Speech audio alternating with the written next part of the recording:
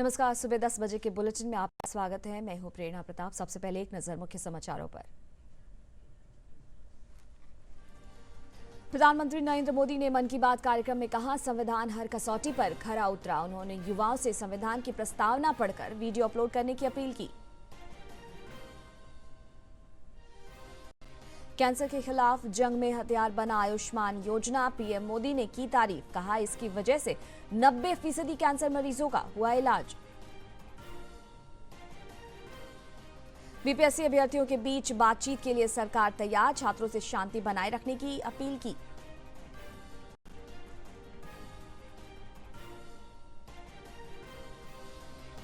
आचार्य किशोर कुणाल का आज हाजीपुर में कोनहारा घाट पर किया जाएगा अंतिम संस्कार।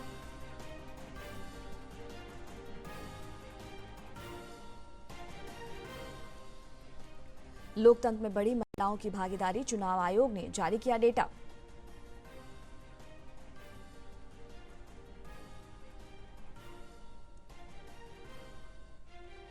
और साल 2024 देश और बिहार की राजनीति के लिए कई मायनों में रहा खास।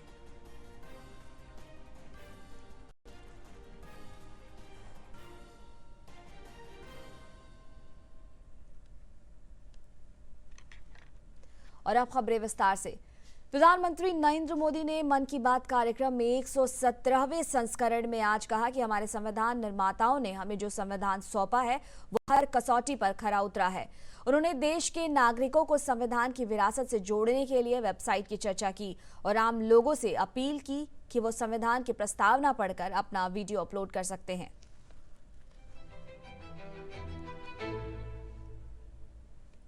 मेरे प्यारे देशवासियों, नमस्कार।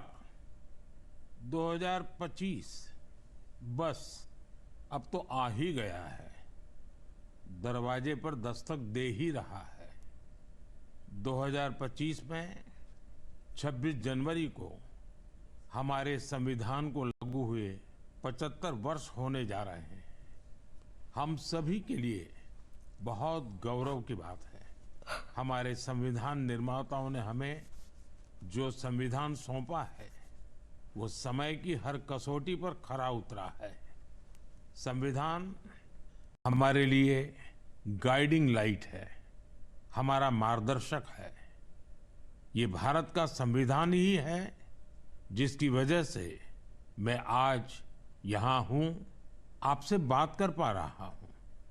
इस साल 26 नवंबर को संविधान दिवस से एक साल तक चलने वाली कई एक्टिविटीज शुरू हुई हैं। देश के नागरिकों को संविधान की विरासत से जोड़ने के लिए constitution75.com नाम से एक खास वेबसाइट भी बनाई गई है। इसमें आप संविधान की प्रस्तावना पढ़कर अपना वीडियो अपलोड कर सकते हैं। अलग अलग भाषाओं में संविधान पढ़ सकते हैं, संविधान के बारे में प्रश्न भी पूछ सकते हैं। मन की बात के श्रोताओं से, स्कूल में पढ़ने वाले बच्चों से, कॉलेज में जाने वाले युवाओं से मेरा आग्रह है, इस वेबसाइट पर जरूर जाकर देखें, इसका हिस्सा बने।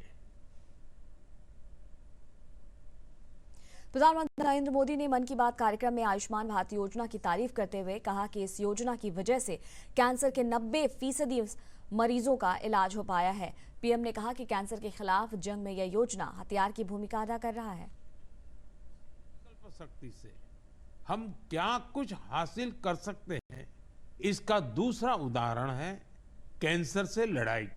दुनिया के मशहूर मेडिकल जर्नल लैंसेट की स्टडी वाकई बहुत उम्मीद बढ़ाने वाली है। इस जर्नल के मुताबिक अब भारत में समय पर कैंसर का इलाज शुरू होने की संभावना काफी बढ़ गई है। समय पर इलाज का मतलब है कैंसर मरीज का ट्रीटमेंट 30 दिनों के भीतर ही शुरू हो जाना। और इसमें बड़ी भूमिका निभाई है आयुष्मान भारत योजना ने। इस योजना की वजह से कैंसर के 90% मरीज समय पर अपना इलाज शुरू करा पाए हैं। ऐसा इसलिए हुआ है क्योंकि पहले पैसे के अभाव में गरीब मरीज कैंसर की जांच में, उसके इलाज से कतराते थे। अब आयुष्मान भारत योजना उनके लिए बड़ा संबल बनी है। अब वो आगे बढ़कर अपना इलाज कराने के लिए आ रहे हैं।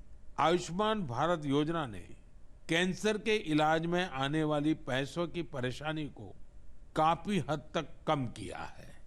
अच्छा ये भी है कि आज समय पर कैंसर के इलाज को लेकर लोग पहले से कहीं अधिक जागरूक हुए हैं। यह उपलब्धि जितनी हमारे हेल्थ केयर सिस्टम की है, डॉक्टरों, नर्सों और टेक्निकल स्टाफ की है, उतनी ही आप सभी मेरे नागरिक भाई बहनों की भी है। सबके प्रयास से कैंसर को हराने का संकल्प और मजबूत हुआ है। इस सफलता का क्रेडिट उन सभी को जाता है जिन्होंने जागरूकता फैलाने में अपना अहम योगदान दिया है। कैंसर से मुकाबले के लिए एक ही मंत्र है, अवेयरनेस, एक्शन और एश्योरेंस। अवेयरनेस यानी कैंसर और इसके लक्षणों के प्रति जागरूकता, एक्शन यानी समय पर जांच और इलाज, एश्योरेंस यानी मरीजों के लिए हर मदद उपलब्ध होने का विश्वास। आइए हम सब मिलकर कैंसर के खिलाफ इस लड़ाई को तेजी से आगे अपनी मांगों को लेकर आंदोलनरत बीपीएससी अभ्यर्थियों से बातचीत के लिए सरकार तैयार है। राज्य के मुख्य सचिव अमृत लाल मीणा ने आंदोलनरत छात्रों को वार्ता के लिए बुलाया है। उन्होंने कहा कि छात्रों से बातचीत करने में कोई परहेज नहीं है। सरकार की प्राथमिकता हर हाल में विधि व्यवस्था को बनाए रखना है। छात्रों से अपील है कि वो शांति बनाए रखें। पूर्व आईपीएस और महावीर मंदिर ट्रस्ट के प्रमुख आचार्य किशोर कुणाल का अंतिम संस्कार आज हाजीपुर के कुन्हारा घाट पर किया जाएगा। आचार्य किशोर कुणाल का कल हृदय गति रुकने से निधन हो गया था। वे 74 वर्ष के थे। आचार्य कुणाल 1972 बैच के गुजरात कैडर के आईपीएस अधिकारी थे। इस संबंध में जानकारी देते हुए प्रदेश सरकार के मंत्री सुमित कुमार ने बताया कि किशोर कुणाल जी के निधन से एक अपूरणीय क्षति हुई है। उन्होंने कहा कि स्वर्गीय किशोर कुणाल जी शिक्षा, स्वास्थ्य और सामाजिक गतिविधियों में लगातार सक्रिय थे। उनके निधन पर मुख्यमंत्री नीतीश कुमार ने भी गहरा शोक व्यक्त किया है। लोकतंत्र में महिलाओं की भागीदारी बढ़ी है। चुनाव आयोग ने मतदाताओं का एक विस्तृत डेटा जारी किया है, जिसमें बताया गया है कि महिला मतदाताओं की संख्या में इजाफा हुआ है। और इधर दुनिया के सबसे बड़े लोकतंत्र भारत में महिलाओं की भागीदारी लगातार बढ़ते जा रही है। अप्रैल में हुए लोकसभा 2024 और 4 राज्यों के विधानसभा चुनाव के बाद चुनाव आयोग ने एक मतदाताओं का विस्तृत डेटा जारी किया है, जिसमें महिला मतदाताओं की संख्या में इजाफा हुआ है।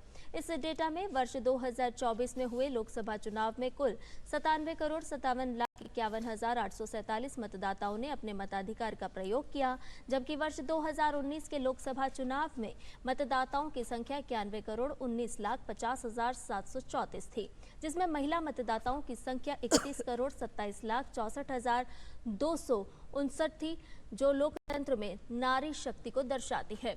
यदि महिला मतदाता प्रतिशत की तुलना की जाए तो वर्ष 2019 लोकसभा चुनाव में महिला मतदाता का प्रतिशत 48.09% था, जो 2024 के लोकसभा चुनाव में बढ़कर 48.62% हो गया। वहीं लोकसभा चुनाव 2024 में इस बार चुनाव लड़ने वाली महिला उम्मीदवारों की संख्या 800 थी, जबकि 2019 में 726 महिला उम्मीदवार थीं। महाराष्ट्र राज्य में सबसे अधिक 111 महिला उम्मीदवारों ने लोकसभा चुनाव 2024 लड़ा। उसके बाद उत्तर प्रदेश में 80 और तमिलनाडु में 77 महिला उम्मीदवार थीं। इस बार कुल 543 निर्वाचन क्षेत्रों में से 152 निर्वाचन क्षेत्रों में कोई भी महिला उम्मीदवार चुनाव नहीं लड़ी। साल 2024 में बिहार में पर्यटकों की संख्या में जबरदस्त इजाफा हुआ है। केंद्रीय बजट में बिहार के औद्योगिक रसद और पर्यटन विकास के लिए 58,900 करोड़ रुपए का प्रस्ताव दिया गया। साथ ही पूरे साल कई गतिविधियों से भरा रहा। देखें ये रिपोर्ट। 57.56 लाख अधिक पर्यटक आए बिहार।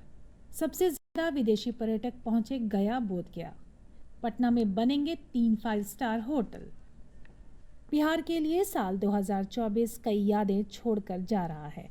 इस साल पर्यटन के क्षेत्र में राज्य में बड़े बदलाव हुए। पर्यटकों की सुविधा का विकास होने से पर्यटकों की संख्या में 50% का इजाफा हुआ। राजधानी पटना के साथ साथ गया, बोधगया, नालंदा, राजगीर और वैशाली पर्यटन के प्रमुख केंद्र के रूप में उभरे। राजगीर में नेचर सफारी, जंगल सफारी और ग्लास ब्रिज पर्यटकों को सबसे ज्यादा आकर्षित कर रहा है। पर्यटन विभाग के आंकड़ों के अनुसार देसी पर्यटकों को पटना और राजगीर सबसे ज्यादा लुभा रहे हैं। बिहार में पर्यटकों की संख्या, जिला देशी पर्यटक, विदेशी पर्यटक। पटना 30.17 लाख, 16,345। गया 4.50 लाख, 55,958।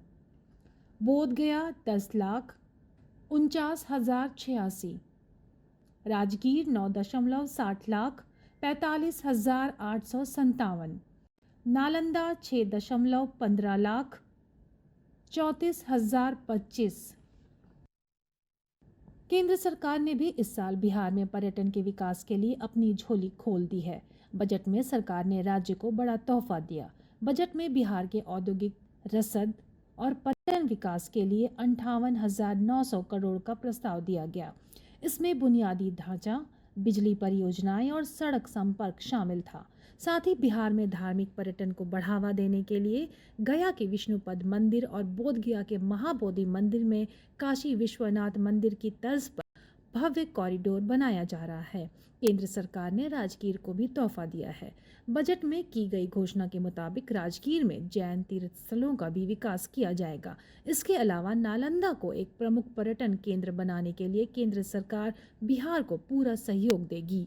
इस सुनहरे भविष्य के द्वार पर खड़े भारत और बिहार दोनों के लिए निश्चित रूप से ये ट्रैवल एंड टूरिज्म फेयर जो है वो आने वाले समय में बहुत प्रोडक्टिव होगा। यहाँ बिजनेस के लिए जो लोग आए हैं उनको जो B2B मीटिंग्स को एक्सपेक्ट करते हैं, जो स्टेट टूरिज्म बोर्ड ने जहाँ अपने आप को यहाँ डिपिक्ट किया है, उन सब के लिए एक बहुत अच्छे परिणाम की शुभकामनाओं के। बिहार सरकार ने राज्य में पर्यटकों की सुविधा का विकास करने के लिए अलग अलग लेवल पर काम शुरू कर दिया है। इसमें लॉ एंड ऑर्डर में सुधार से लेकर होटलों के विकास पर काम किया गया। पटना में 5 सितारा होटल ताज की शुरुआत हुई। इसके साथ ही बिहार सरकार ने कैबिनेट की बैठक में पटना में 3 और 5 स्टार होटल बनाने पर मुहर लगा दी। इन होटलों का निर्माण गांधी मैदान के पास बांकीपुर बस स्टैंड, सुल्तान पैलेस में हेरिटेज होटल और वीर चंद पटेल मार्ग में होटल अशोक में किया जाएगा। समझा जा रहा है कि इससे देशी और विदेशी पर्यटकों का रुझान बिहार की तरफ और बढ़ेगा। पटना के लिए लोगों की वर्षों से ये मांग रही थी और इच्छा थी कि पटना में बड़े उच्च स्तरीय 5 स्टार होटल आएँ और मुझको ये प्रसन्नता है आपको बताने में कि 3 स्थान पर जो पहले इनकम टैक्स गोलंबर के पास पाटलिपुत्र अशोक होटल हुआ करती थी, जो सुल्तान पैलेस हमारा है और जो पुराना बस स्टैंड है, इन तीनों स्थानों पर नए 5 star hotel public private partnership के तहत आएंगे। साल 2024 में राज्य में एडवेंचर टूरिज्म को बढ़ावा देने के लिए कई स्तरों पर काम किया गया। राज्य के पहले एडवेंचरस वाटर स्पोर्ट्स डेस्टिनेशन अमवामन की शुरुआत हुई। पश्चिम चंपारण का ये लेक पर्यटकों के लिए पूरे साल आकर्षण का केंद्र बना रहा। इसके अलावा केंद्र सरकार के पर्यटन मंत्रालय ने सहरसा जिले की मत्स्यगंधा झील के विकास के लिए और कैमूर जिले में करमचक इको टूरिज्म एडवेंचर हब विकसित करने के लिए 49.51 करोड़ रुपए की राशि दी है। मत्स्यगंधा झील परिसर में गोलाकार glass bridge, Ghat, toilet block, food court, parking, musical fountain, light and sound show और सेल्फी पॉइंट जैसी 22 आकर्षक संरचनाएं विकसित की जाएंगी। राजगीर के बाद ये बिहार का दूसरा ग्लास ब्रिज होगा। देखिए, अगर बिहार पर्यटन को हम देखें तो बिहार पर्यटन को विभिन्न श्रेणियों में हम बांट सकते हैं। हमारे यहाँ रिलीजियस एंड स्पिरिचुअल टूरिज्म, क्योंकि बिहार में सभी धर्म के आपको उसकी बहुत बड़ी भूमिका और उसका जड़ बिहार से जुड़ा हुआ है, तो स्वाभाविक रूप से वो अपनी जगह है। रामायण सर्किट की हम बात करते हैं, अब हम इको टूरिज्म की बात करते हैं, वाटरफॉल्स की बात हम करते हैं, बर्ड सेंचुरीज़ की बात करते हैं, टाइगर रिजर्व की हम बात करते हैं। तो अगर आप देखेंगे तो बहुत स्कोप है। और जब बेटर फैसिलिटी, होटल्स बेहतर आते हैं तो जो भी टूरिस्ट आता है वो चाहता है कि उनको एक उच्च स्तरीय रहने की सुविधा मिले, बेटर सड़क कनेक्टिविटी मिले, ताकि वो जो आए तो अच्छे से रहे। बिहार ऐसा राज्य है जहां टूरिज्म को धार्मिक स्थलों और एडवेंचर से जोड़कर काम किया जा रहा है। लिहाजा समझा जा रहा है कि आने वाले सालों में बिहार की अर्थव्यवस्था टूरिज्म से आय की बड़ी भूमिका होगी। साथ ही ये लाखों लोगों को प्रत्यक्ष और परोक्ष रोजगार भी देगा। ब्यूरो रिपोर्ट, दूरदर्शन समाचार, पटना। देश और बिहार की राजनीति के लिए कई मायनों में बेहद खास रहा। देश और राज्य की राजनीति में कई उतार चढ़ाव देखने को मिले। देखिए खास रिपोर्ट।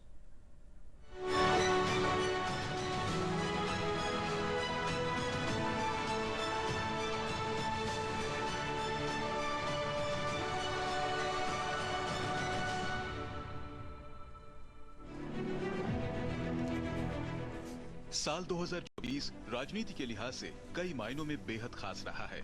इसी साल विश्व के सबसे लोकप्रिय नेता को लगातार तीसरी बार आम चुनाव में जीत मिली थी, जो भारत के इतिहास में इससे पहले कभी किसी गठबंधन के नेता को हासिल नहीं हो पाई थी। जाहिर है साल 2024 में राजनीति के सफर में नया इतिहास रचा जा चुका था।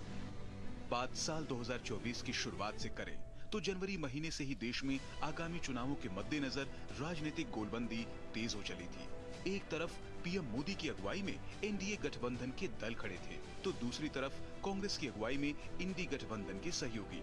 आम चुनाव ज्यादा दूर नहीं था, लिहाजा राजनीतिक घटनाक्रम भी तेजी से घटने लगे थे। कांग्रेस, सपा जैसी पार्टियों ने हमेशा तुष्टीकरण की राजनीति की और मुसलमानों के राजनीतिक, सामाजिक, आर्थिक उत्थान के लिए कभी कुछ नहीं किया।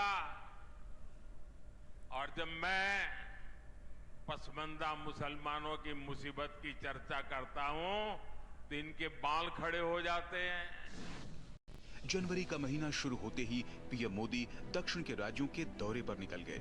22 जनवरी को अयोध्या में राम मंदिर की प्राण प्रतिष्ठा से पहले पीएम मोदी ने वहां कई मंदिरों में दर्शन किए। दक्षिणी राज्यों में पीएम मोदी ने धुआंधार रोड शो भी किया। इसे भाजपा के लोकसभा चुनावों के मद्देनजर मिशन दक्षिण अभियान से जोड़कर देखा गया। जनवरी महीने के अंत में बिहार की राजनीति ने एक बार फिर करवट ली। इंडी गठबंधन की पहल करने वाले बिहार के सीएम नीतीश कुमार फिर से अपने पुराने सहयोगी भाजपा और एनडीए के साथ आ गए। नीतीश कुमार ने बिहार सीएम के पद से इस्तीफा देकर भाजपा के साथ नई सरकार बना ली। ये पहली बार नहीं था जब नीतीश कुमार आरजेडी और महागठबंधन को छोड़कर भाजपा के नेतृत्व वाले एनडीए गठबंधन के साथ आए थे। इससे पहले 3 बार जदयू ने अपना सहयोगी बदला, लेकिन नीतीश कुमार जेडीयू के विधायकों की संख्या कम होने के बावजूद हर बार बिहार सरकार की अगुवाई करते हुए मुख्यमंत्री बने रहे। जनवरी महीने के आखिरी दिन बिहार के पड़ोसी राज्य झारखंड में भी बड़ी उठापटक हुई। अवैध जमीन घोटाले में फंसे हेमंत सोरेन ने झारखंड के मुख्यमंत्री के पद से अपना इस्तीफा दे दिया। मुख्यमंत्री पद से त्यागपत्र के बाद हेमंत सोरेन को गिरफ्तार भी कर लिया गया।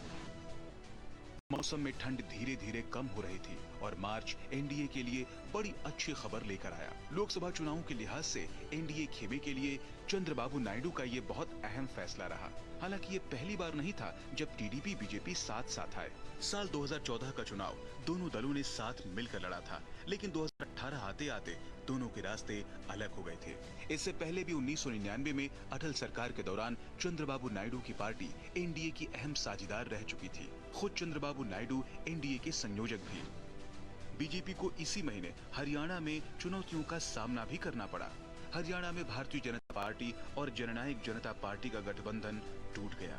गठबंधन टूटने के साथ ही राज्य में नेतृत्व परिवर्तन भी हुआ। मुख्यमंत्री मनोहर लाल खट्टर ने अपने पद से इस्तीफा दे दिया और उनकी जगह नायब सिंह सैनी हरियाणा के नए मुख्यमंत्री बने। जब देश आम चुनाव की तरफ आगे बढ़ रहा था, तब 2024 में एक ऐसी खबर आई जिसने भविष्य के भारत की तस्वीर की झलक भी दी। मार्च महीने में एक देश एक चुनाव को लेकर कोविंद पैनल ने अपनी रिपोर्ट राष्ट्रपति द्रौपदी मुर्मू को सौंप दी। केंद्र सरकार ने एक देश एक चुनाव पर विचार के लिए पूर्व राष्ट्रपति की अध्यक्षता में एक उच्च स्तरीय समिति का गठन किया था। इसी महीने मार्च की 16 तारीख को लोकसभा और 4 राज्यों के विधानसभा चुनाव की तारीखों का चुनाव आयोग ने आखिरकार ऐलान कर दिया। तारीखों के ऐलान के साथ ही आम चुनाव के लिए सियासी बिगुल बज गया। साल 2024 में बिहार ने खेल के क्षेत्र में उल्लेखनीय गति प्राप्त की है। राज्य में पहली बार राजगीर में खेल अकादमी की स्थापना की गई। साथ ही महिला एशियन हॉकी चैंपियंस ट्रॉफी का भी सफल आयोजन किया गया। देखिए रिपोर्ट। स्पोर्ट्स एकेडमी का हुआ साल 2024 में उद्घाटन। कला एवं संस्कृति विभाग से खेल विभाग हुआ अलग। राज्य सरकार ने 23 गुना बढ़ाया खेल बजट। सरकार ने शुरू की मेडल लाओ नौकरी पाओ योजना। साल 2024 में खेल के क्षेत्र में बिहार का परचम बुलंद रहा। इस साल खेल विभाग ने कई उपलब्धियां अपने नाम की। राज्य के पहले स्पोर्ट्स एकेडमी और विश्वविद्यालय का उद्घाटन सीएम नीतीश कुमार ने किया। राजगीर स्थित ये खेल विश्वविद्यालय देश का चौथा विश्वविद्यालय है जो राज्य के युवाओं को खेल के क्षेत्र में उच्च स्तरीय शिक्षा और प्रशिक्षण प्रदान करेगा। इसमें 5 विशालकाय भवनों में इंडोर खेल सुविधाएं, विश्व स्तरीय हॉकी मैदान और ओलंपिक स्तर का स्विमिंग पूल है। इसके साथ ही 18 एकड़ में 40,000 दर्शक क्षमता वाले एक अंतर्राष्ट्रीय क्रिकेट स्टेडियम का भी वहां निर्माण किया जा रहा है। बिहार ने पहली बार साल 2024 में महिला एशियन हॉकी चैंपियंस ट्रॉफी का सफल आयोजन किया। इसका आयोजन राजगीर खेल एकेडमी के ग्राउंड पर ही किया गया। इस मैच में भारत ने चीन को बड़ी शिकस्त दी। पूरी दुनिया की नजर 11 नवंबर से लेकर 20 नवंबर तक बिहार पर थी। इसके बाद राज्य की छवि खेल मानचित्र पर बदली।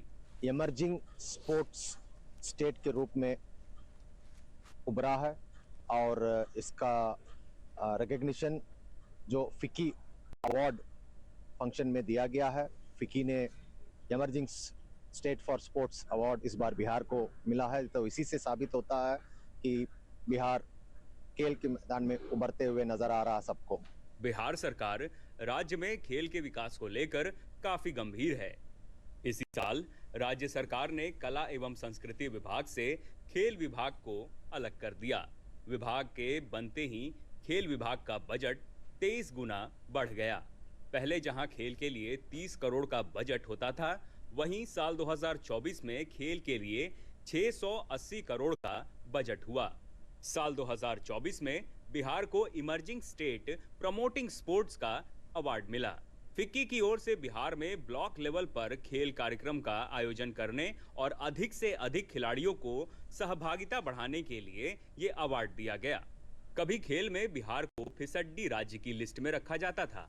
हालांकि इस साल खेल में इतने मेडल लाए हैं कि गिनतियां कम पड़ती दिखी। सिर्फ बिहार ही नहीं बल्कि भारत के खिलाड़ी आगे बढ़ रहे हैं। जो नई नई नीतियां बन रही हैं, योजनाएं बन रही हैं, जो आधारभूत संरचनाओं का विस्तार पूर्वक नया इंफ्रास्ट्रक्चर डेवलप हो रहा है, निश्चित रूप से खिलाड़ियों को बढ़ावा मिल रहा है। ओलंपियंस हो या पैरालंपियंस हो, पैरा एथलीट्स हो, हर स्टेज पर आज प्रतिनिधित्व कर रहे हैं और जीत रहे हैं। राष्ट्रीय और अंतर्राष्ट्रीय स्तर की विभिन्न खेल प्रतियोगिताओं में राज्य के खिलाड़ियों ने ढेर सारे मेडल अपने नाम किए हैं। ओलंपिक में भी इस वर्ष बिहार के खिलाड़ी शामिल हुए, जबकि पैरालंपिक में बिहारी खिलाड़ी मेडल जीतने में भी कामयाब रहे हैं। साल 2024 में बिहार में खेल नीति लागू की गई। खिलाड़ियों के लिए मेडल लाओ नौकरी पाओ योजना की शुरुआत की गई। इस साल 71 लोगों को इस योजना के तहत नौकरी मिली है। इसमें 21 लोग पुलिस सब इंस्पेक्टर बने हैं। स्पोर्ट्स स्कॉलरशिप पॉलिसी भी लागू हो गई है। इसके तहत 140 बच्चों को खेल छात्रवृत्ति योजना के तहत लाभ मिलना शुरू हो गया है। बिहार में प्रगति की ओर और माननीय मुख्यमंत्री आदरणीय श्री नीतीश कुमार जी के नेतृत्व में बिहार सरकार ने तय किया कि हम खेल को गांव-गांव तक पहुंचाने का काम करें और उसके लिए तय हुआ कि हम पूरे सूबे के अंदर सभी पंचायत में खेल का मैदान बनाएंगे। सभी पंचायत में खेल क्लब का निर्माण होगा और वो बखूबी हो रहा है। बिहार सरकार राज्य में खिलाड़ियों को प्रोत्साहित करने के लिए हर संभव कोशिश कर रही है। गांव से लेकर शहरों तक खेल का माहौल बनाने के लिए राज्य सरकार ने 6,808 ग्राम पंचायतों में खेल मैदानों के निर्माण कार्य की शुरुआत कर दी है। इसका निर्माण मनरेगा से साल 2025 के मार्च तक पूरा करने का लक्ष्य रखा गया है। सरकार हर मैदान के निर्माण के लिए 10 लाख रुपए खर्च करेगी। ब्यूरो रिपोर्ट, दूरदर्शन समाचार, पटना। दक्षिण कोरिया। अब खबरों में देखते हैं 3 मिनट में 10 खबरें।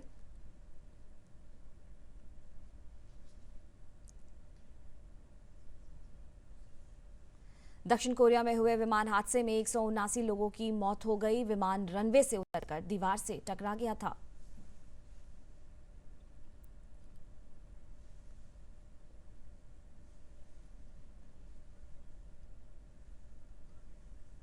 रक्षा मंत्री राजनाथ सिंह ने सेना से आंतरिक और बाहरी दुश्मनों से सतर्क रहने का आह्वान किया। उन्होंने कहा कि सीमा पर चुनौतियों के बीच सतर्क रहना होगा।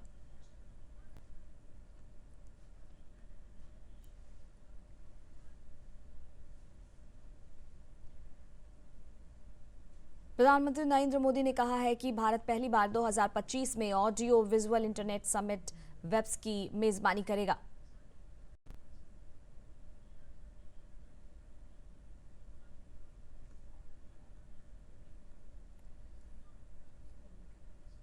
गृह मंत्री अमित शाह आज एक दिन के गुजरात दौरे पर रहेंगे। वे आसुरा में धर्मपुर तीर्थ स्थित श्रीमद राजचंद्र आश्रम में वार्षिक समारोह में शामिल होंगे।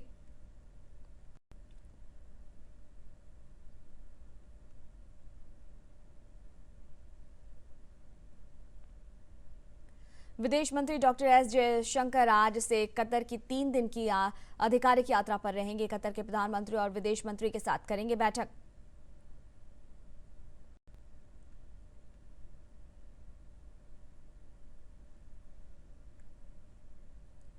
भाजपा के राष्ट्रीय अध्यक्ष जेपी नड्डा ने कहा है कि पूर्व प्रधानमंत्री मनमोहन सिंह के निधन पर कांग्रेस राजनीति कर रही है।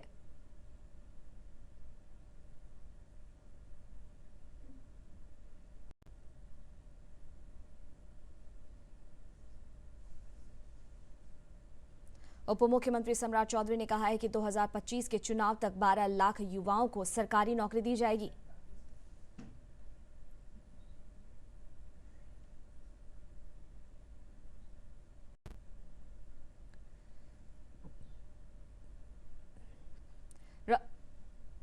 राजधानी पटना में नए साल के जश्न की ड्रोन से होगी निगरानी। जेपी गंगा पथ समेत पार्कों में तैनात रहेंगे 60 मजिस्ट्रेट।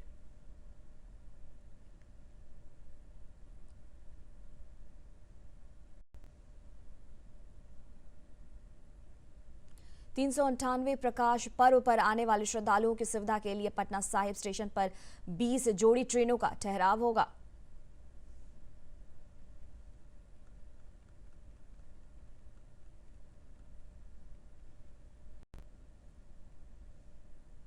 मौसम विभाग ने आज से उत्तर भारत की शीतलहर की चेतावनी जारी की है। मौसम ने देश के कई हिस्सों में बहुत घने कोहरे का अनुमान व्यक्त किया।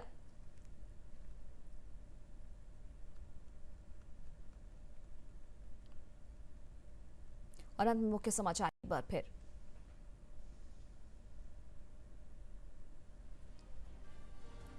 प्रधानमंत्री नरेंद्र मोदी ने मन की बात कार्यक्रम में कहा, संविधान हर कसौटी पर खरा उतरा। उन्होंने युवाओं से संविधान की प्रस्तावना पढ़कर वीडियो अपलोड करने की अपील की।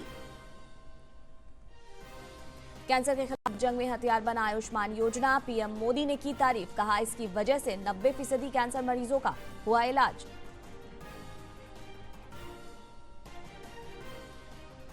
बीपीएससी अभ्यर्थियों से बातचीत के लिए सरकार तैयार, छात्रों से शांति बनाए रखने की अपील की।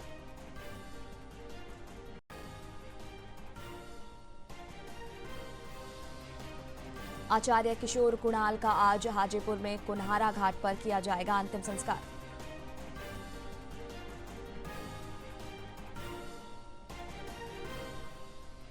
लोकतंत्र में बढ़ी महिलाओं की भागीदारी, चुनाव आयोग ने जारी किया डेटा।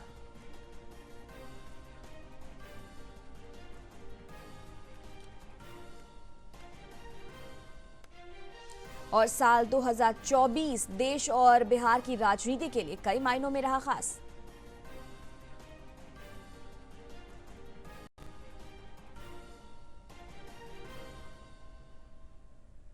इसी के साथ ही प्रादेशिक समाचारों का यह बुलेटिन यहाँ पर खत्म हुआ। अब दूरदर्शन के सभी कार्यक्रम और समाचार OTT चैनल वेब्स पर उपलब्ध हैं। WAVES app Google Play Store और एप्पल स्टोर से डाउनलोड किया जा सकता है। अभी के बुलेटिन में बस इतना ही। मुझे दीजिए इजाजत। नमस्कार।